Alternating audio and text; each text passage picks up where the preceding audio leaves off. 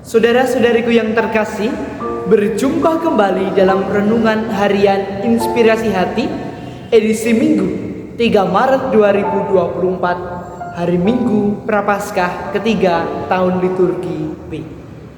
Hari ini kita akan merenungkan juga akan menghayati Injil yang diambil dari Injil Yohanes bab 2 ayat 13 sampai 25. Bacaan Injil pada Minggu Prapaskah ketiga ini berbicara mengenai Yesus yang ingin merombak bait Allah dalam waktu 3 hari. Sahabatku yang terkasih di dalam Tuhan kita Yesus Kristus, sejauh sejarah mencatat, bait Allah didirikan selama 46 tahun oleh umat pada zaman itu. Tentu pembangunan bait Allah merupakan proses yang begitu panjang dan memerlukan banyak tenaga, pemikiran, dan lain sebagainya untuk menjadikan bait Allah sampai sekarang. Tetapi mengapa Yesus mengatakan dengan enaknya, dengan mudahnya, Dia mengatakan, "Aku akan merombak bait Allah dan mendirikannya kembali dalam waktu 3 hari." Kalau dipikir dengan akal sehat manusia, hitungan juga pemikiran ini tidak akan pernah masuk sampai kapan. Tidak ada dalam sejarah orang mendirikan sebuah bangunan yang begitu besar, yang begitu megah hanya dalam waktu 3 hari. Itu hal yang mustahil. Tetapi apa yang dimaksudkan oleh Yesus? Yang dimaksudkan oleh Yesus dalam hal ini adalah bait Allah adalah tubuhnya sendiri. Bait Allah adalah Yesus itu sendiri. Lalu kita bertemu Yesus itu kapan? Apakah dengan kita datang ke gereja kita langsung bisa bertemu dengan Yesus?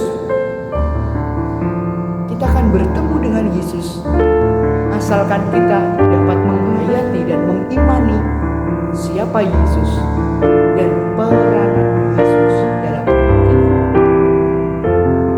Sebagai contoh, dalam hari-hari kita mengisi diri kita dengan mengikuti perayaan Ekaristi yang merupakan sakramen, tanda dan kehadiran Allah di tengah umatnya, baik dalam perayaan Ekaristi harian setiap hari maupun dalam perayaan Ekaristi mingguan setiap minggunya.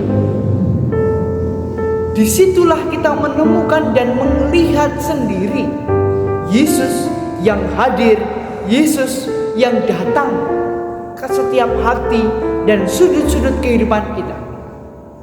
Sebagai bait Allah, Dia tidak pernah tutup, tetapi justru dengan keterbukaan itu Dia menunjukkan bahwa Dia mau hadir untuk manusia yang lemah, manusia yang rapuh, manusia yang tidak berdaya.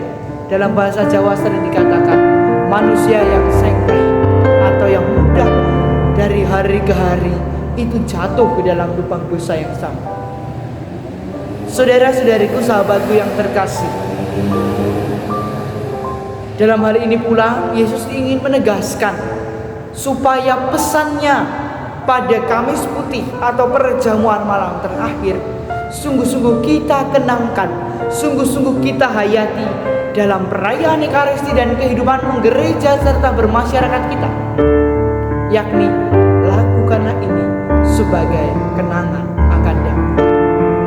Mari kita terus mengenangkan dan mari terus kita menghidupi Yesus sebagai bait Allah kehidupan kita, bukan hanya lewat kata-kata belaka, tetapi dalam kehidupan nyata kita sehari-hari, baik dalam pola, baik dalam kehidupan berdoa dan dalam kehidupan bermasyarakat dan beriman kita, mengambil bagian dalam karya-karya perutusan Kristus dalam hidup kita, terutama dalam pelayanan-pelayanan kasih, baik dalam bidang liturgia, bidang kerigma, bidang martiria, bidang diakonia, dan bidang koinonia.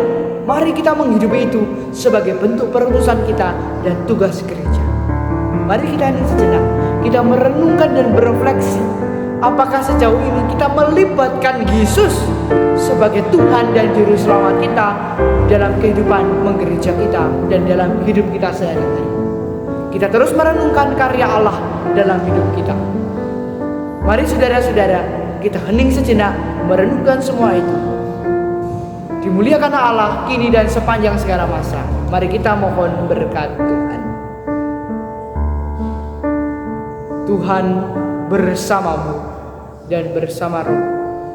Semoga kita sekalian, keluarga, komunitas, orang-orang, juga pekerjaan, aktivitas kita, segala sesuatu yang kita lakukan, karya-karya baik kita senantiasa diberkati, dijaga oleh berkat Allah yang Maha Kuasa, Bapa dan Putra dan Roh Kudus. Amin. Terima kasih. Tuhan memberkati.